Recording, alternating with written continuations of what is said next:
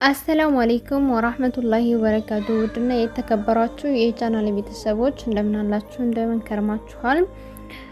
ክፍል 8 እና የመጨረሻው የሙስሊምን ደም የጠጡ አውሬዎች ክፍል 8 እና የመጨረሻው።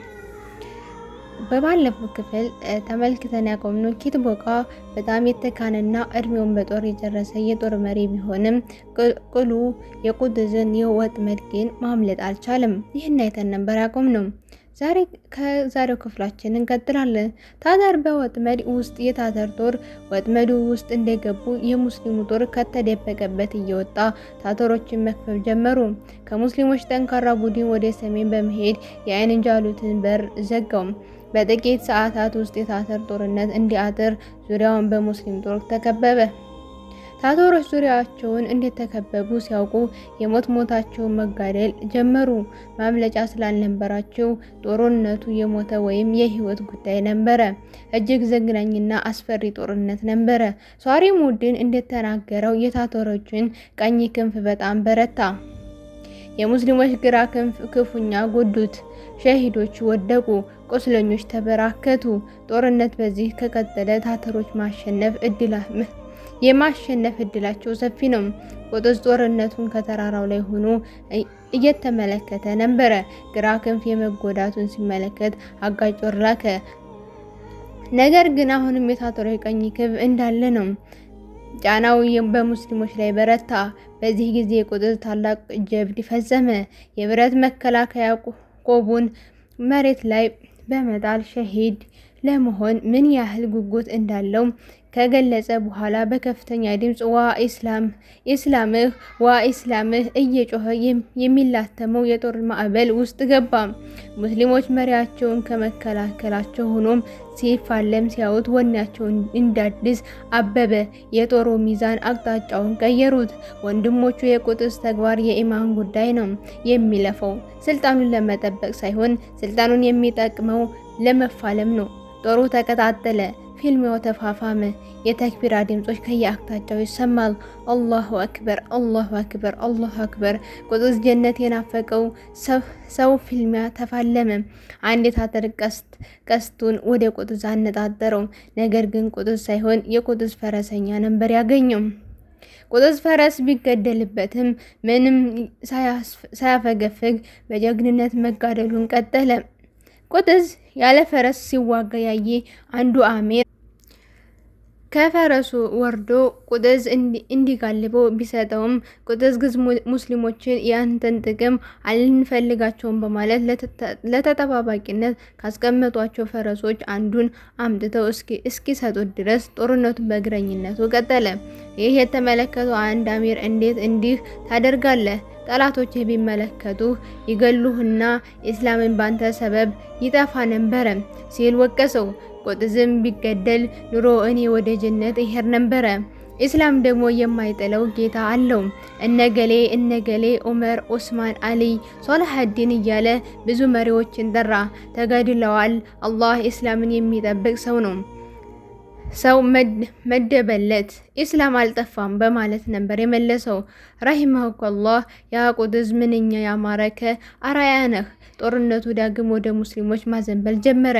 ከሙስሊሞች ጦር መሪዎች ጃሉሉዲን አቁሽ የተባለ ጀግና የጦር መሪ የታታሮችን ጦር እየሰነጣጠቀ ኪትቦቃ ዘንድ አደረሰ።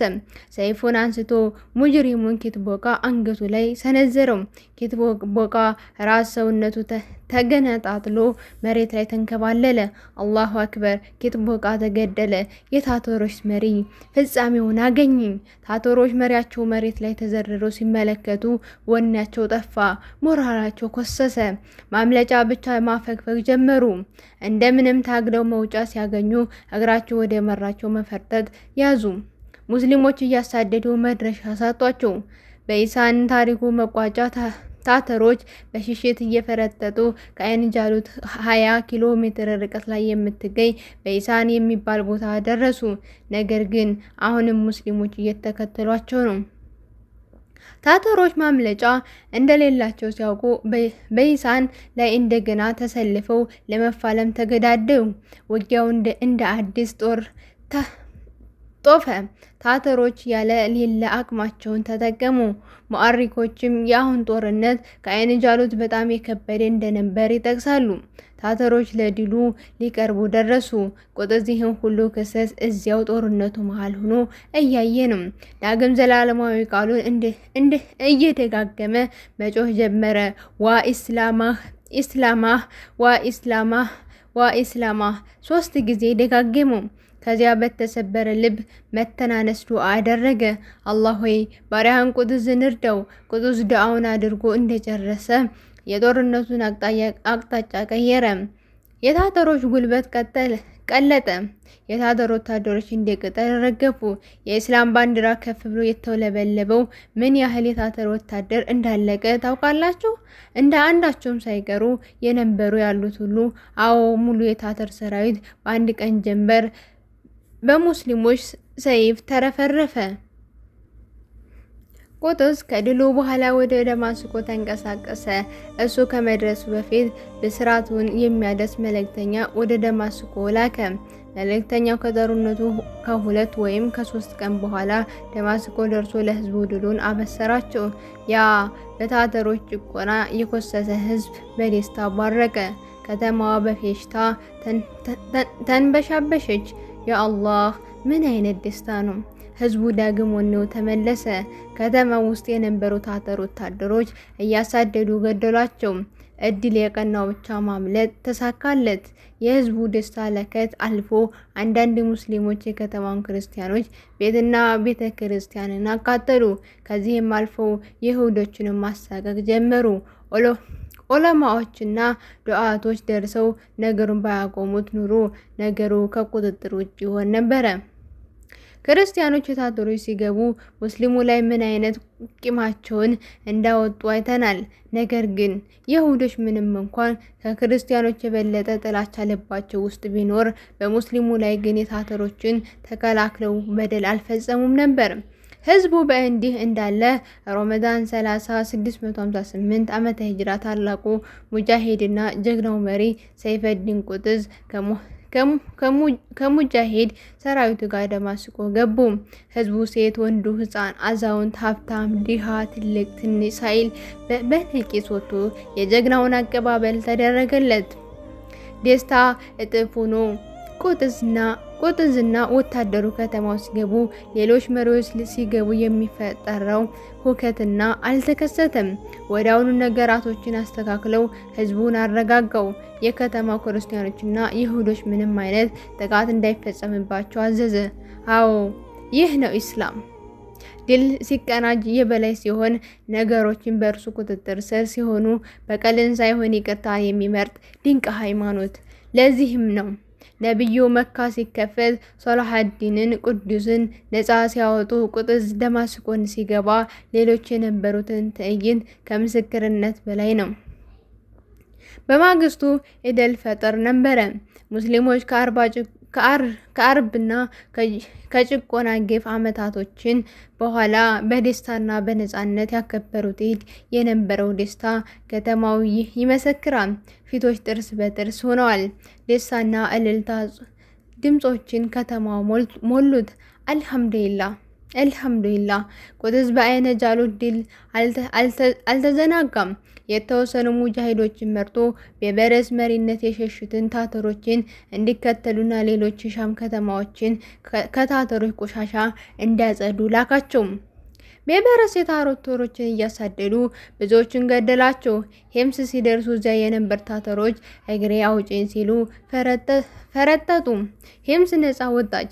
በበረስና ሙጃሂዶቹ የሸሹት ታተሮችን እያባረሩ ሀለብ ደረሱ። ሀለብ ውስጥ የነበሩ ታተሮች እንደ ሌሎቹ ሽሽትን መረጡ። አላሁ አክበር።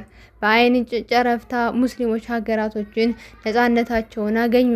በጥቂት ሳምንታት ውስጥ ብቻ ሙሉ ሻም ከታተሮች ጦሃራዎች ቁጥዝ ከአስሮቹ ዓመታት ልዩነት በኋላ የግብፅና የሻም መዋሃድ አበሰረ። ቁጥዝ ያለ ተቀናቃይ የሙስሊም ዓለም አሚር ሆነ። በየኹጥባው ላይ ዱዓ ተደረገለት። ቁጥዝ የሻም ሁኔታ ካስተካከለ በኋላ በሸዋል 2658 ዓመተ ሂጅራ ወደ ግብጽ ለመመለስ ጉዞውን ጀመረ። ፍልስጤም ውስጥ ሷሊሃ የምትባል ቦታ ሲደርስ የተወሰኑ መምለኮችን በበርስ መሪነት ሽፍጥ ሰርተው ገደሉት።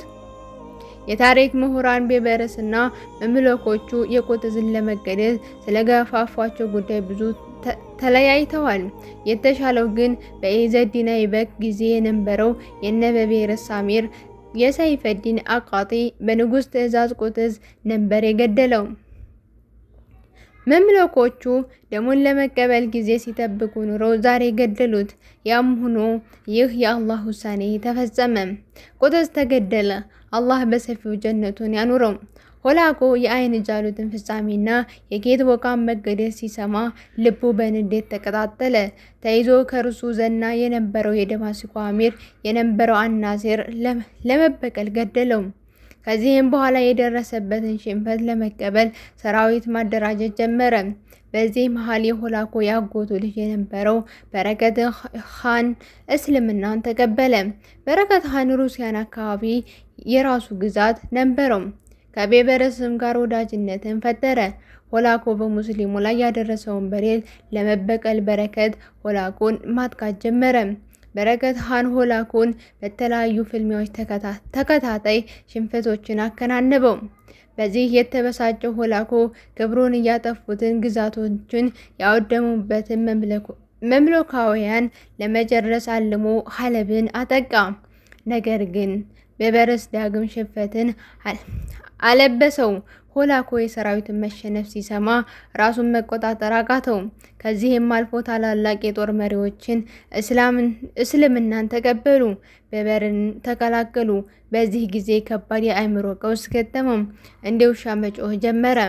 በሽታውን በርትቶበት በረቢዑል አወል ወር 9ኛው ቀን 663 ዓመተ ሂጅራ ሞተ።